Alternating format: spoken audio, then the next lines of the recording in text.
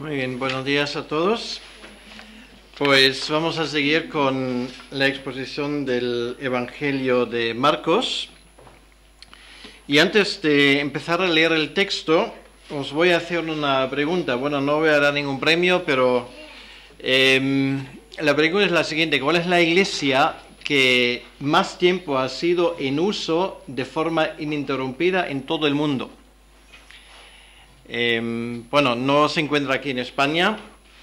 Nadie lo sabe, ¿verdad? Pues lo esperaba. Es la iglesia de la Natividad en Belén, ¿vale? La iglesia de la Natividad en Belén, que realmente se remonta a los tiempos del emperador Constantino, por lo menos la construcción original, y desde hace más de 1500 años es básicamente el edificio que todavía se encuentra allí en Belén. Se dedicaba al culto de nuestro Señor Jesucristo. Bueno, no es una clase de historia, sino simplemente quiero usarlo porque lo que es curioso, bueno, hay varias curiosidades con esta iglesia. La primera curiosidad es por qué no se ha destruido nunca esa iglesia, como pasó con tantas iglesias. Y curiosamente la razón se encuentra porque en su fachada, en su momento, había una representación de los reyes, bueno, lo que aquí en España llaman los reyes magos, o sea, los magoi, los dignatarios que llegaron para ver el nacimiento de nuestro Señor Jesucristo, y los representaba tal como muy probablemente realmente eran, quiere decir con sus atavíos persas.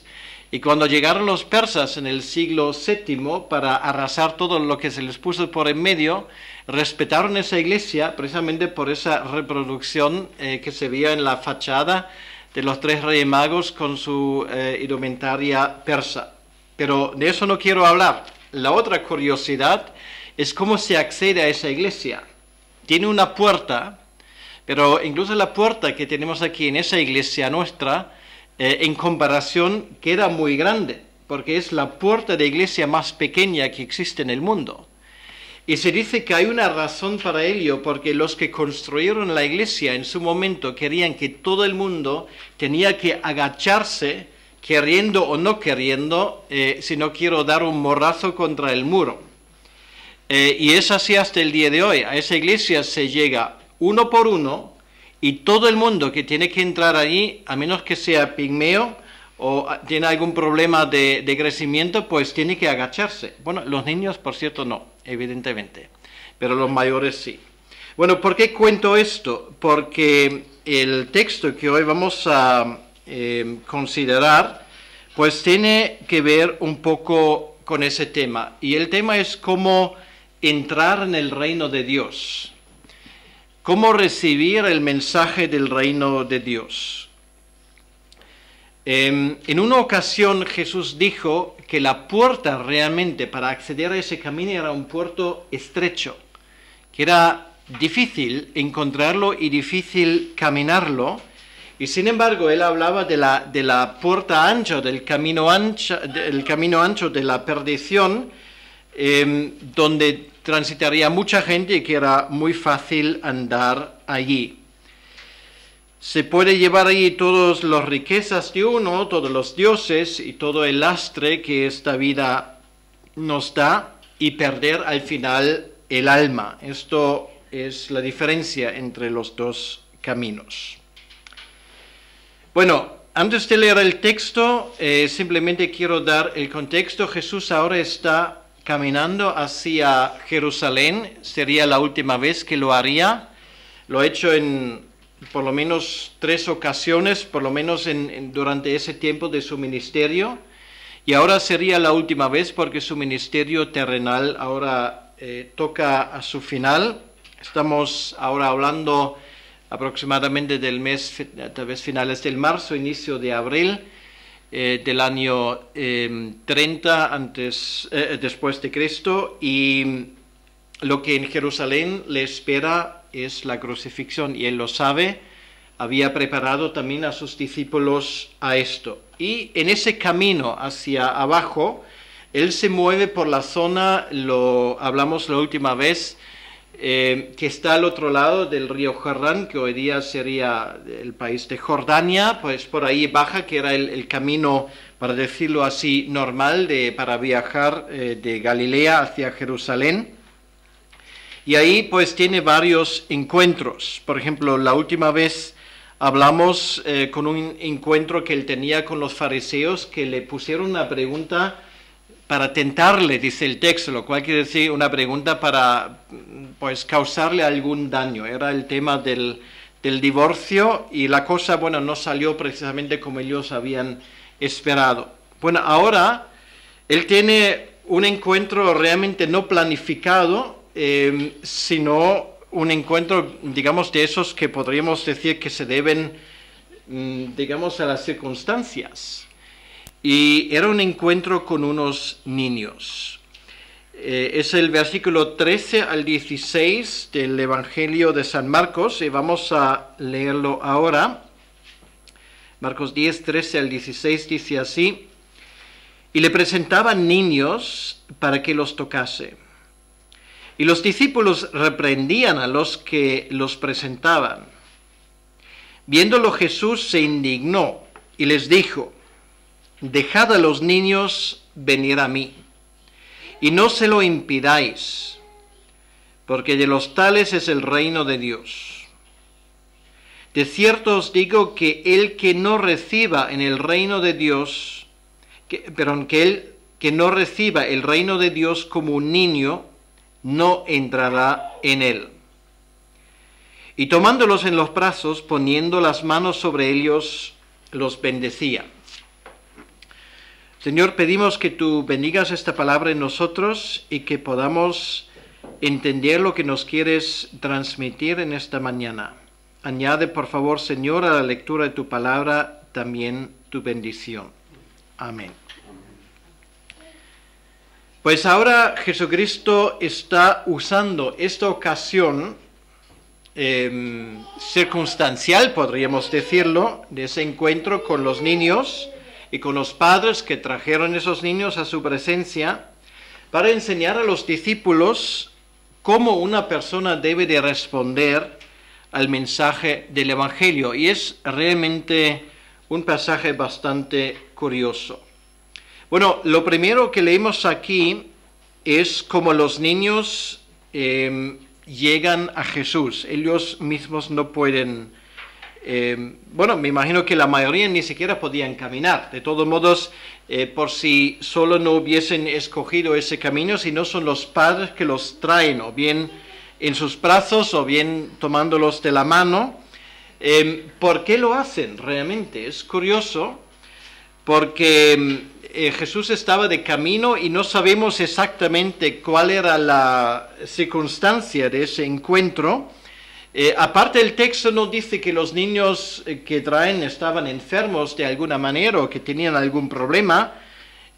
Tampoco los traen para que Jesús les diera, digamos, una clase magistral como se enseña a los niños, sino parece, por todo lo que podemos desprender del texto, es que los padres primordialmente piensan en el alma de los niños. Simplemente esto. Lo que ellos quieren que Él les bendiga. Era solamente esto. Porque creen que su bendición les hará bien. Y por tanto Él, por parte de los padres, recibe la petición: por favor, bendice a nuestros hijos. Bueno, es muy curioso el tema de la bendición en la Biblia. Realmente nos damos cuenta que es un tema muy importante. ¿Qué es eso de bendecir? Bueno, nos damos cuenta realmente que entre los muchos textos que podríamos citar en el Antiguo Testamento, pues destaca, por supuesto, la historia de Jacob y de Esaú, esa historia como literalmente se roba una bendición. Podríamos hablar también de una bendición bastante dramática por su contenido en el capítulo 49 del libro de Génesis, donde el patriarca Jacob, ya en su lecho de muerte, bendice a sus hijos, pero más todavía. impone las manos a los hijos de José, y esto no solamente es una bendición, es mucho más que una bendición, es una adopción. O sea, el imponer las manos bendiciendo en la Biblia, en el Antiguo Testamento, era una costumbre que era casi un acto formal, para decirlo así, de adopción. Aunque no quiero decir necesariamente que esto es lo que los padres tenían en la mente. O sea, obviamente ellos querían seguir siendo los padres legales de sus hijos, pero lo que sí estaba en la mente, que esa bendición, ese imponer de las manos, estableció un nexo muy especial entre esos niños y Jesús, y esto es lo que querían. Querían simplemente que la vida de sus hijos estuviera de alguna manera conectado con la vida de Jesús, y me imagino, porque esto es algo que podemos leer entre línea de esa historia, porque los padres estaban convencidos de que él era más, como se suele decir, más que un carpintero, más que un rabino, sino porque él era el Hijo de Dios. Porque no era normal que unos padres solían traer a sus hijos para que el rabino de turno, o los fariseos, o los saduceos, los bendijeran. Realmente no era la costumbre.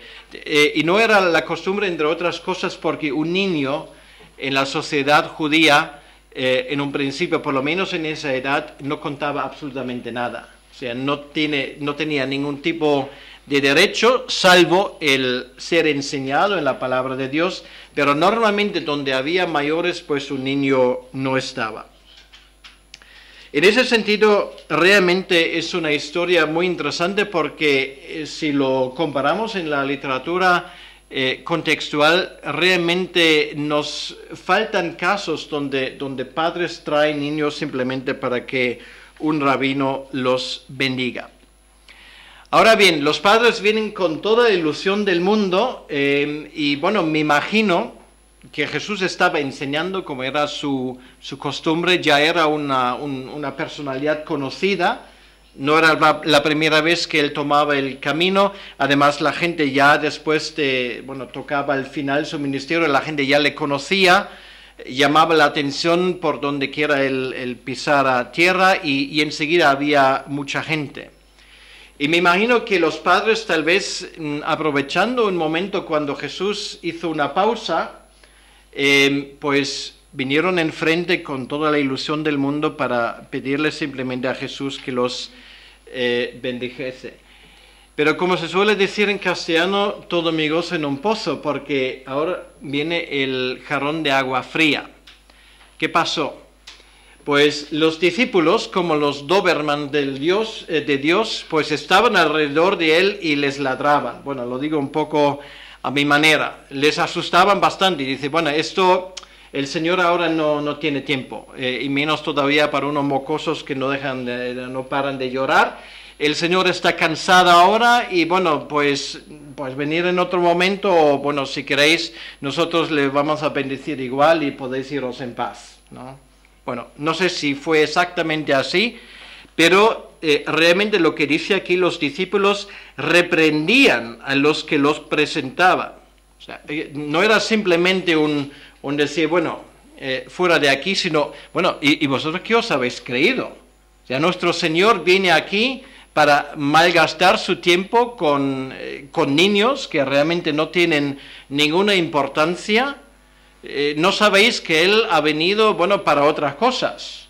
Él ha venido para establecer el reino de Dios sobre la tierra. Ha venido para acallar a los fariseos, para echar fuera demonios, para sanar gente. Pero vais a comprender que Él no ha venido para malgastar y perder su tiempo con niños. Le reprendían.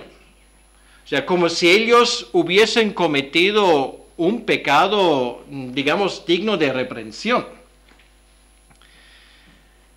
Ahora, es obvio que los discípulos, como en tantas otras ocasiones, se arrogan un poder que no tienen. Actúan en lugar de Jesús, pero no en su espíritu, no según su voluntad. Actúan en lugar de su maestro, pero independientemente de él. como si ellos literalmente estuviesen sus lugartenientes o sus secretarios. Es un poco como si tú hoy por hoy intentas hablar con el, qué sé yo, con el alcalde de Madrid o con algún ministro. Sería muy raro que llegaras al despacho, sino normalmente a donde llegas como sumo es para hablar con algún oficial de turno que te recibe en algún momento. Pero a las personas importantes, un mortal normal, como me imagino que somos los que estamos aquí en esta mañana, difícilmente llegará. Ahora, los discípulos, aparte de arrogarse un poder que no tienen, además se equivocan en otra cosa.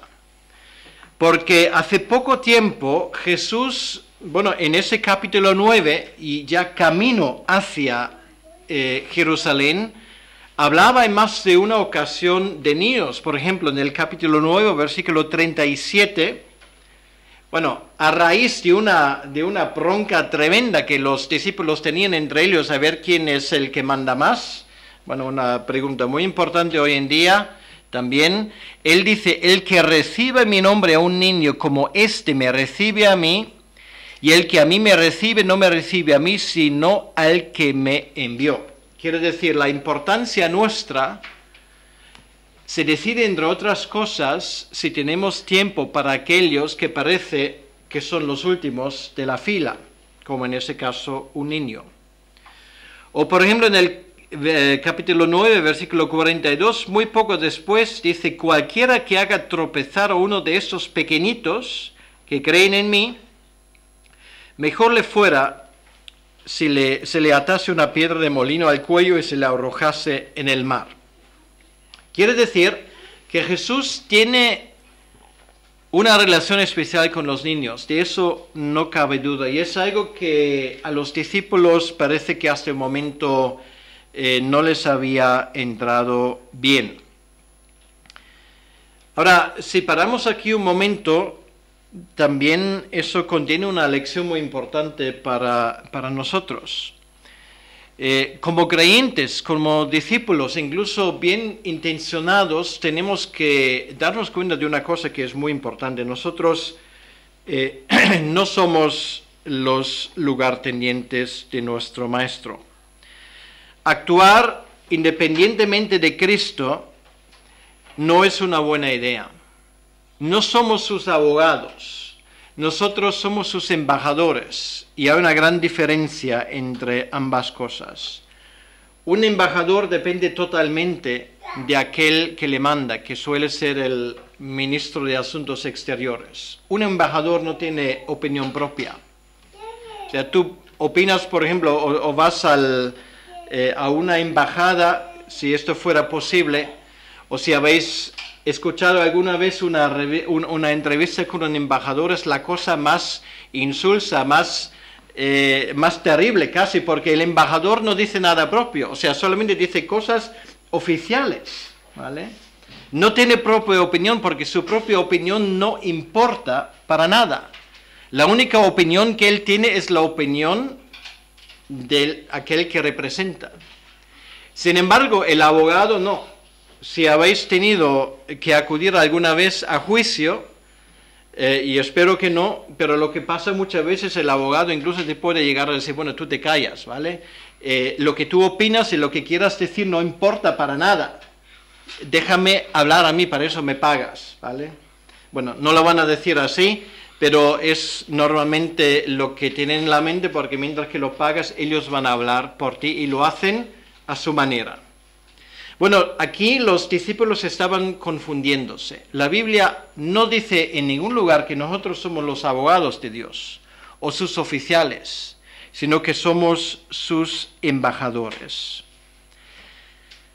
Y luego otra cosa que también parece que es una enfermedad de nuestro tiempo. Los discípulos piensan como los gerentes modernos en las empresas, en función de efectividad y bien uso del tiempo.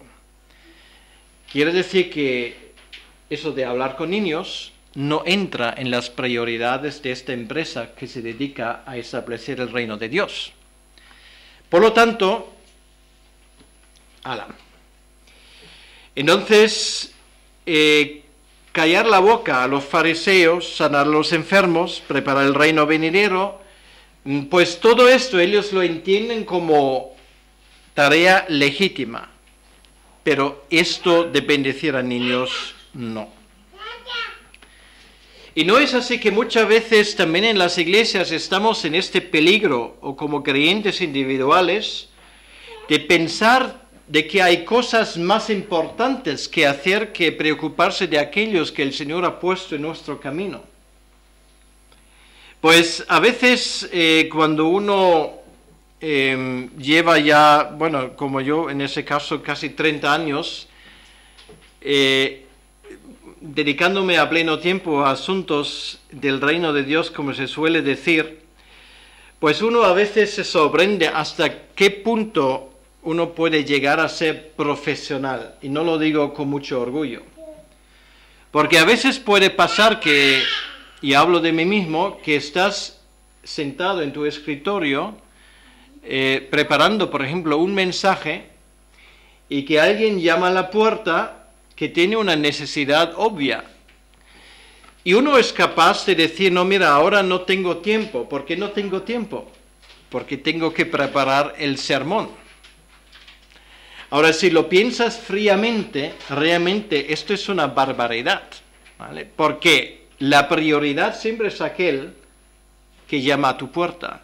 La prioridad siempre es aquella necesidad que es obvia y todas las demás cosas pueden esperar. Y sin embargo, pues muchas veces, incluso como creyentes, podemos llegar casi a situaciones perversas donde pensamos que nuestro celo por el reino de Dios nos permite de pasar a segundo lugar otras necesidades mucho más importantes.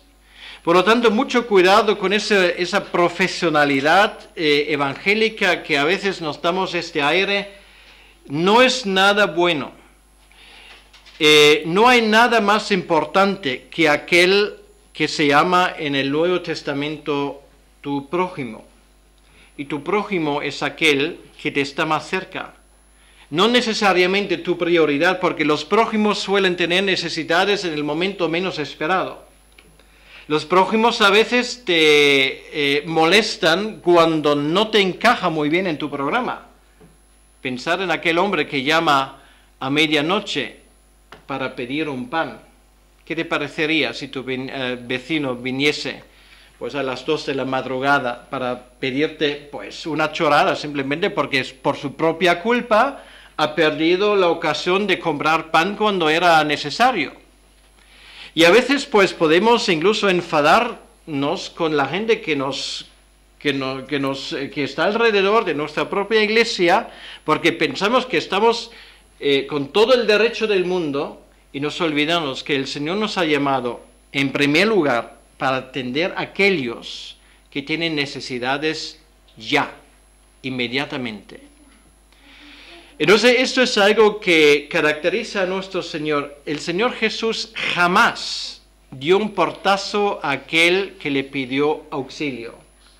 Él se enfadó en ocasiones, bueno, como luego vemos, con sus discípulos, con los fariseos, con gente que pensaba que actuaba con toda la razón del mundo y violaba pues las reglas más esenciales del reino de Dios.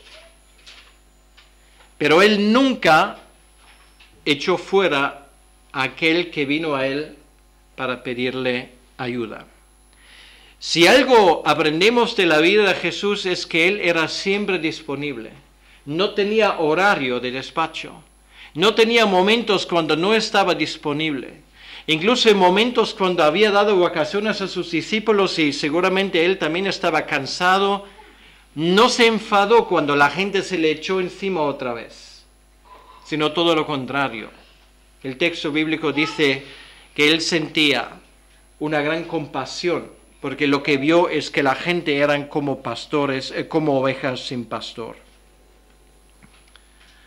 Por lo tanto, mucho cuidado con algo que es muy de moda hoy en día, aplicar leyes que tal vez pueden valer en una empresa aplicar estas leyes a la iglesia, porque la iglesia no es una empresa, ni siquiera una empresa que se dedica a obras de caridad. Una iglesia no es una factoría que produce vidas santas o santos. Una empresa realmente es otra cosa. Una iglesia es un organismo, es algo vivo, y por lo tanto habría que tener mucho cuidado en aplicar esas cosas. Pero vamos a seguir. A veces, y eso también nos enseña esa historia, a veces en lugar de llevar otros a Cristo, les estamos impidiendo el camino. A las iglesias pues muchas veces les encanta hacer números y estadísticas cuánta gente ha encontrado al Señor en un domingo determinado, en una campaña determinada. Ahora, no sé si algún día el Señor nos encontrará o nos mostrará estadísticas cuánta gente no ha encontrado al Señor por nuestra forma de ser. No sé si algo así existirá. De todos modos, al Señor no le gustan aquellos que se llaman sacerdotes o siervos de Dios, o pastores, o cristianos simplemente, creyentes simples, que por su forma muy peculiar de pensar impiden el acceso al reino, predicando un evangelio que no es, o simplemente no estando disponibles. Jesucristo no necesita intermediarios que a su vez aceptan o rechazan las peticiones de los hombres cuando piden acceso a Jesucristo, ni siquiera cuando son evangélicos. El Señor siempre está disponible y por lo tanto su iglesia también debe de estar siempre disponible, a tiempo y a destiempo, para aquello que busca ayuda. Ahora, si seguimos el texto en el versículo 14, dice, viéndolo Jesús se indignó. Me lo podéis creer o no, pero es la única vez cuando en cualquiera de los 4 evangelios se usa esa palabra de Jesús cuando se indignó. Bueno, él estaba enfadado en ocasiones, pero es la única vez que se usa esa palabra que pone aquí en el idioma griego, y literalmente lo podemos traducir, Jesús estaba que ardía. Bueno, traducido al castellano, podríamos decir, estaba realmente, pero realmente cabreado. ¿Con quién? Con sus discípulos. Pues otra vez se llevan, bueno, los discípulos siempre actúan de buena fe, claro, siempre. Pedro también lo hizo. Señor, esto a ti no te pase. O bueno, podríamos poner muchos ejemplos, realmente no sería muy difícil. Siempre quieren lo mejor para su Señor. Y Jesús de vez en cuando estaba harto de su forma peculiar de protegerle. Y aquí dice literalmente que el Señor estaba que ardía. Y les dice algo que ellos, estoy seguro, jamás olvidarían. Dejad los niños venir a mí y no se lo impidáis, porque de los tales es el reino de Dios. En otras palabras, si tú como discípulo dices que los niños pueden esperar, lo que yo te voy a decir, Pedro y Juan, y todos los que estáis aquí, todo puede esperar, menos un niño. Es poner las cosas justamente al revés. Los evangelios en ningún lugar dicen que Jesús alguna vez sonrió. Bueno, él dice a veces que él lloró. Pero yo me voy a tomar la libertad de insinuar que en ese texto, ahora cuando los coge, estoy seguro que tenía una sonrisa en su cara.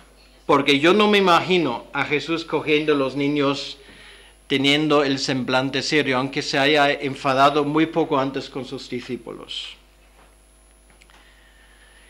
Y Jesús aprovecha esa ocasión para enseñar a sus discípulos una lección, bueno, realmente eran dos lecciones muy importantes sobre el reino de Dios. La primera lección la leemos en el versículo 14, cuando él dice que el reino pertenece, y ahora viene la sorpresa, no a los mayores, no a los teólogos, sino a los niños. Bueno, Jesús obviamente aquí no quiere decir que solamente los niños pueden ser salvos, pero es un ejemplo lo que quiere decir que de todos los grupos que hay en el mundo, de los ricos, los pobres, los mayores, los pequeños, son los niños precisamente que tienen más posibilidades de entrar en el reino de Dios. Y en el otro lado de la escala están los ricos, ¿vale? Jesús lo dijo muy claramente. Es más fácil que un camello entre por el ojo de una aguja que un rico entre en el reino de Dios. Pero en el otro lado están los niños.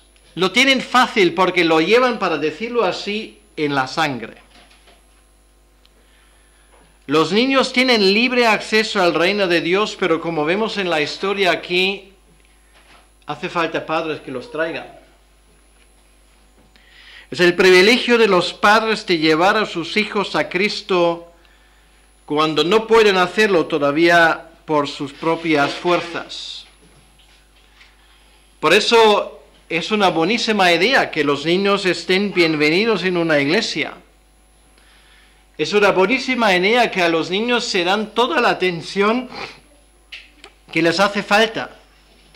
Es una buena idea que la iglesia dedique su tiempo, su esfuerzo, los mejores maestros que tenían para enseñar a los niños, porque son ellos que lo tienen más fácil.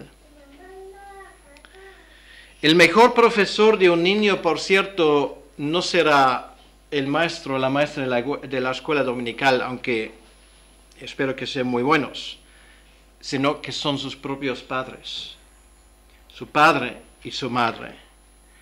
Porque son ellos que tienen ese inmenso privilegio de enseñar a sus niños desde el primer momento, incluso antes de nacer, orar por ellos. Y yo conozco casos donde gente incluso han entablado conversaciones, bueno, todavía de vía única, con sus hijos antes de nacer. ¿Y por qué no? Son muy importantes. Si hay algo muy especial sobre esa bendición, sobre la vida de un niño.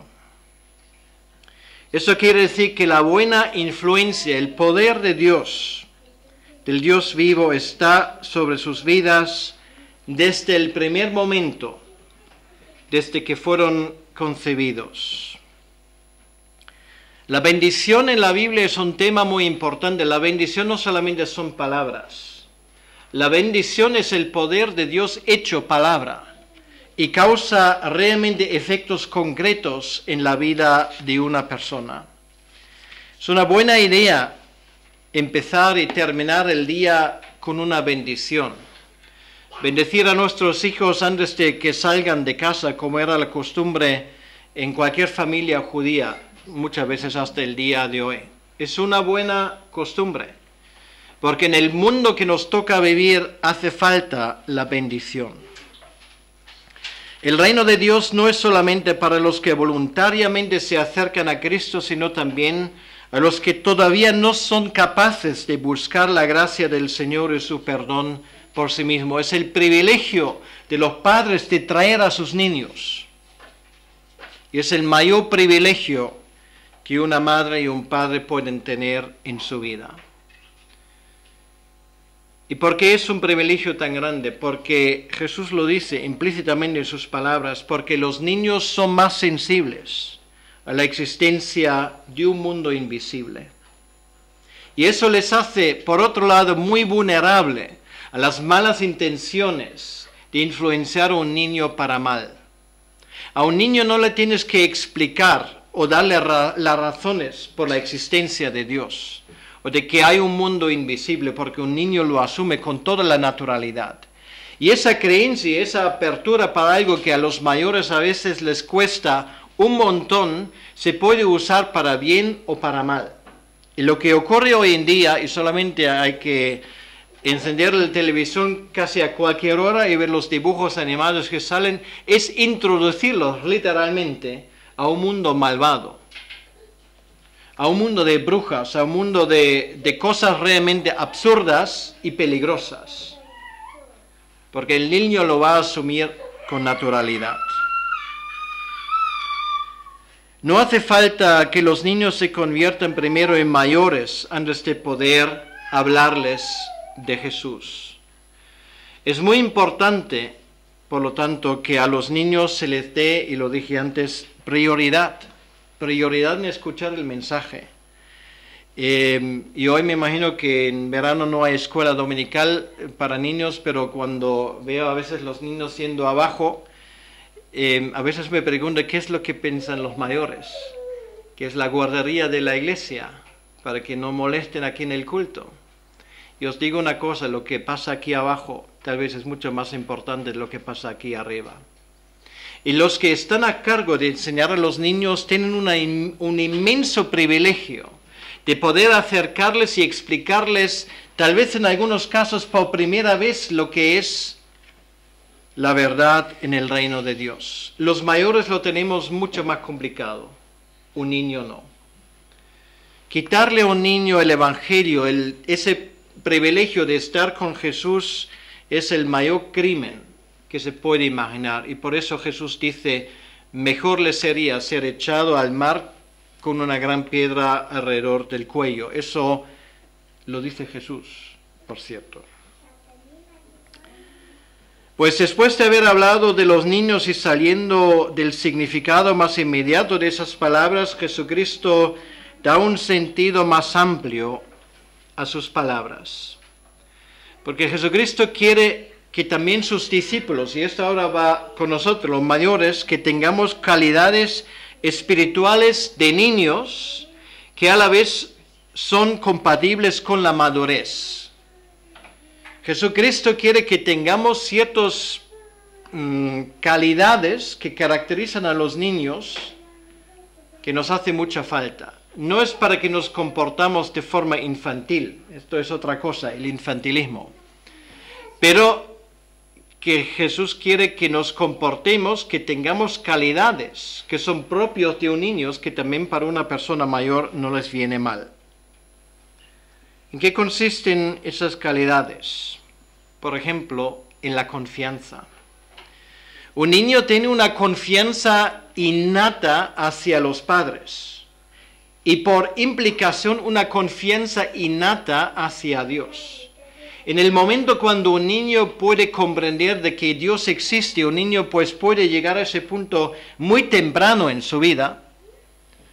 Para un niño no hay ningún problema acudiendo en cada momento y con cualquier necesidad a Dios.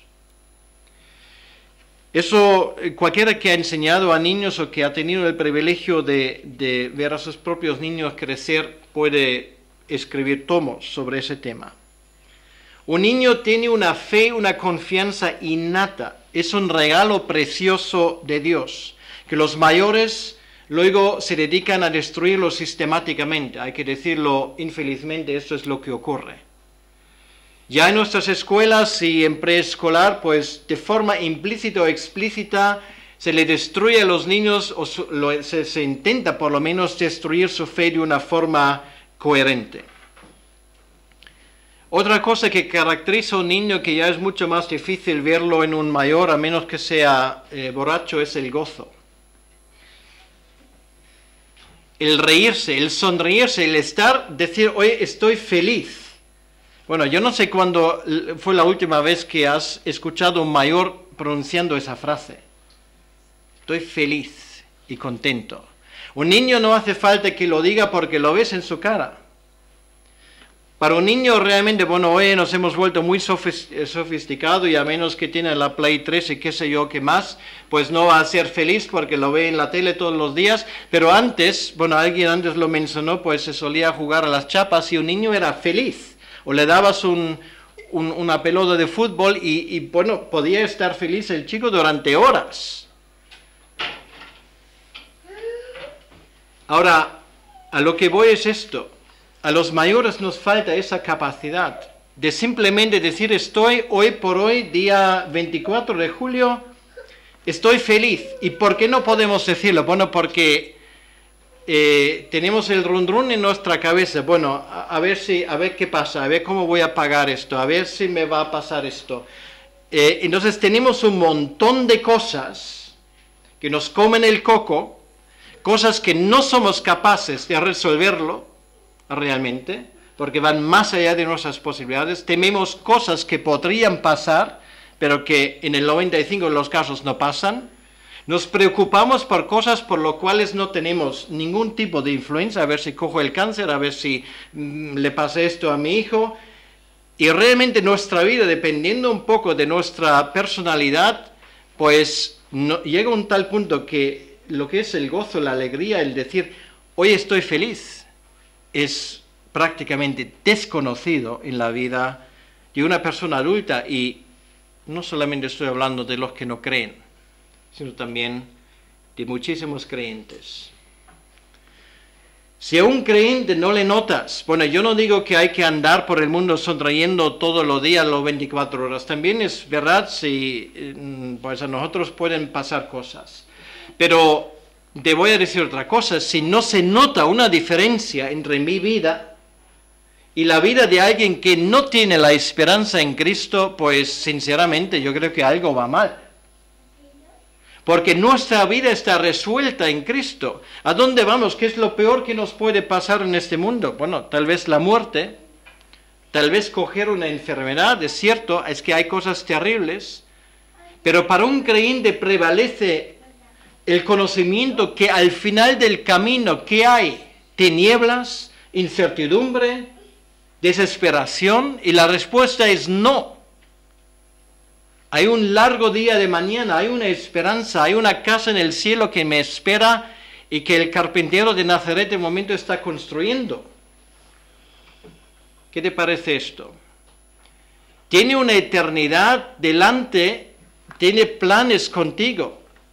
O sea, esa vida no es otra cosa que una preparación para cosas mucho más importantes. Esa vida realmente es una anécdota insignificante frente a la eternidad. Esto realmente es la perspectiva. Y si llegamos a comprender esto, y bueno, es una de las muchas verdades realmente, no es un lujo de decir, bueno, a pesar de los pesares, a pesar de que tengo problemas económicos y esto y enfermedades y todo lo que tú quieras, estoy feliz. Estoy feliz en medio de las tinieblas. Estoy feliz en medio de los aprietos que hay. ¿Por qué? Porque sé que mi vida va para bien, que mi vida está resuelta, que habrá un momento cuando me despido de ese mundo y estará donde siempre voy a estar con Cristo. Y luego otra cosa, la segunda cosa que él enseña a sus discípulos: para entrar en ese reino hay que recibir el reino o el mensaje del reino como un niño. Ahora vamos a considerar tres calidades. ¿Cómo recibimos el mensaje del Evangelio?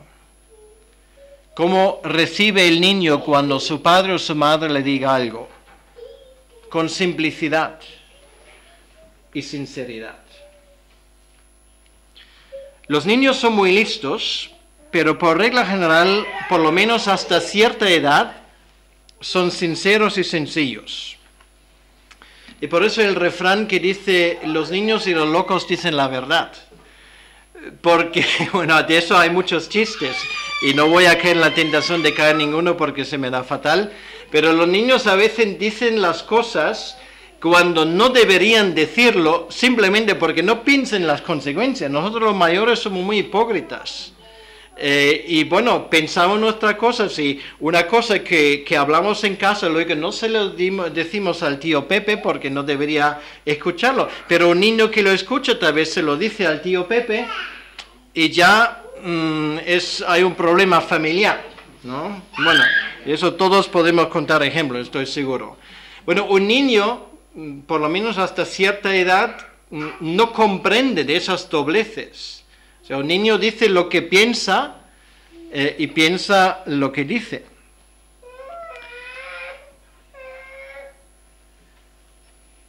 Ahora, es una muestra de esas calidades lo que vemos aquí en el texto. Y es muy importante saber lo que Jesús aquí resalta, que los poderosos, los ricos, los inteligentes, los que piensan que ellos pues son un caso especial, no tendrán una entrada separada en el reino de Dios. Es la misma cosa que para entrar en la capilla del nacimiento en Belén solamente hay una puerta. Y si quieres entrar ahí, aunque seas ateo, por un momento tienes que doblar las rodillas un momento y agacharte para entrar ahí. Todo el mundo tiene que hacerlo. A la gente que tienen muchas preguntas y que complican las cosas, a la gente que creen en su poder, que creen en el poder de su dinero, no vamos a alcanzarlos haciéndonos poderosos y ricos, para que lo comprendan mejor. Pablo era débil, era más pobre que un ratón de iglesia, y sin embargo llegó hasta los altos oficiales, incluso hasta el emperador romano. Todo el mundo es igual de pecador. Y todo el mundo tiene que pasar por el mismo aro. Y ese aro se llama fe sencilla. Tenía dos profesores en el seminario que de cierta manera, bueno, por su pasado tenían la misma trayectoria. Uno era una mujer, el otro era un hombre. Lo que les caracterizó a ambos, que ellos hicieron sus estudios teológicos, pero se convirtieron en enemigos acérrimos de la fe, lo que ellos llamaban fe de escuela dominical.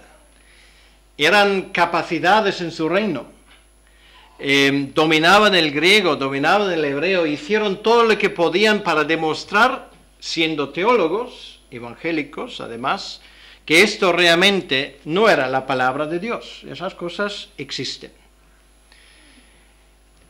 Y ellos dijeron que la fe cristiana es una fe no tan sencilla y simplicista, fundamentalista, como hay mucha gente en el mundo que lo cree, sino esto hay que entenderlo bien, y hay que enseñarlo bien a la gente para que no entren allí cosas supersticiosas.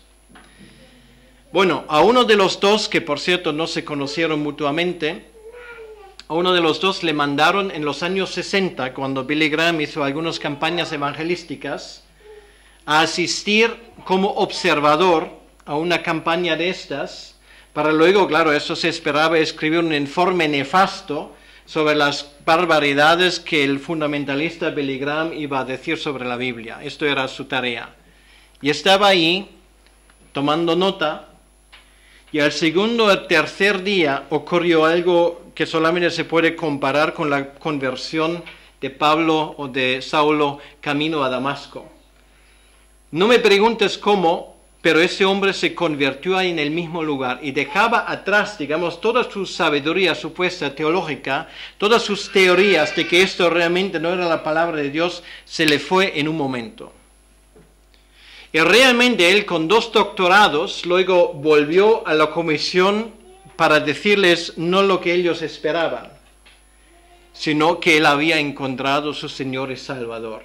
Aquello fue una hecatombe. Y con la otra, con otra profesora, pues pasó algo por el estilo. O sea, teniendo 2 o 3 doctorados, instrucciones en letras y filosofía y teología, pues no les salvaba. Para ellos no habría una puerta grande para entrar en el cielo, para los que tienen por lo menos un título honorífico, sino la misma puerta, la misma entrada, no hay otra. Y para eso hace falta la calidad de un niño, la fe sencilla. Con la fe, confianza que caracteriza un niño, tenemos que llegar a los pies de Cristo. Aquí finalmente, y con eso también voy a terminar, en el versículo 16, después de darles esas dos lecciones magistrales, dice, tomándolos en los brazos, poniendo las manos sobre ellos, los bendecía. Y es muy curioso que la palabra que se usa en el griego originalmente no es que lo hizo muy rápido, sino que era algo para lo cual él se tomaba todo el tiempo que hacía falta. Pues esto era la reacción de Jesús. ¿Cómo recibir el reino de Dios, por lo tanto? ¿Cómo entrar allí? Pues la respuesta es muy sencilla. Confiando en papá. Confiando en papá, en nuestro papá celestial, en nuestro Padre celestial. No entendiéndolo todo, de la misma manera como un niño no lo entiende todo, que le vas a enseñar y cómo lo vas a educar. Pero un niño normalmente tiene esa confianza que prevalece. No entendemos todo, pero igual que un niño nos alegramos sabiendo que nuestros padres están ahí y que ellos lo sabrán.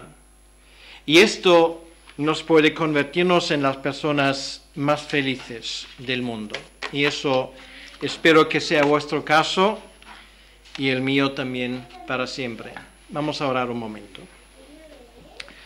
Señor nuestro Dios, queremos darte las gracias en esta mañana, porque en esos 4 versículos nos pones una lección magistral de lo que es la esencia, una fe sencilla, una fe nada complicada, una fe que no busca explicaciones y 5 pies al gato, sino una fe que simplemente confía en lo que tú has revelado. Señor, esto es lo que te pedimos y pedimos simplemente, Señor, que nos hagas crecer en esa confianza en ti. Aprovechamos también la ocasión para pedir por nuestros niños, Señor, los que nos has dado, que ellos algún día sean columnas en el reino de Dios. Ayúdanos a nosotros, Señor, a darles la educación que necesiten, pero sobre todo la educación espiritual. Señor, pedimos por ellos que tú les bendigas, porque son la riqueza de cualquier iglesia. Y bendice también a los padres, bendice a aquellos que les enseñan, también a los maestros de la escuela dominical, que lo hagan sabiendo que no es una pérdida de tiempo, que no son simplemente la guardería de la iglesia, sino que llevan a cabo un ministerio fundamental, importante en tu reino. Te lo pedimos, Señor, en tu nombre. Amén.